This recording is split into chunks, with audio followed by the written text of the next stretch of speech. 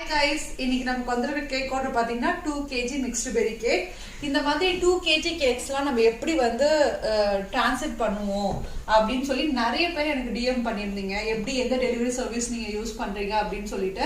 இது வந்து எல்லாருக்குமே இருக்கிற இனிஷியலா நம்ம பேக்கிங் ஸ்டார்ட் பண்ணும்போது எல்லாருக்குமே இருக்கிற பயமும் கூட தான்.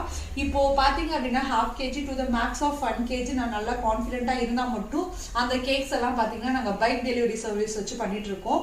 அதுக்கப்புறம் பாத்தீங்கன்னா பெரிய கேக்ஸ் எல்லாமே பாத்தீங்கன்னா எய்தர் பிக்கப் ஆர் டெலிவரி நாங்க பண்ற மாதிரி இருந்துச்சு அப்படின்னா எல்லாமே கார் டெலிவரி தான் பண்றோம். பிகாஸ் ஒரு கேக்கை நம்ம அழகா ரெடி பண்றதை விட அந்த கேக் அழகா கஸ்டமருக்கு போறது ரொம்ப ரொம்ப இம்பார்ட்டன்ட்.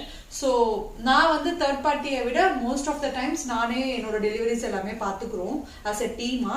ஸோ அதனால ப்ராப்ளம் இல்லை. ஸோ ஈவன் நாங்களே எடுத்துட்டு போகும்போதுமே டேமேஜ் ஆக சான்சஸ் நிறையவே இருக்கு. ஸோ கேக் பண்றதை விட கேக் டெலிவரி மட்டும் ரொம்பவே கான்சியஸா இருங்க.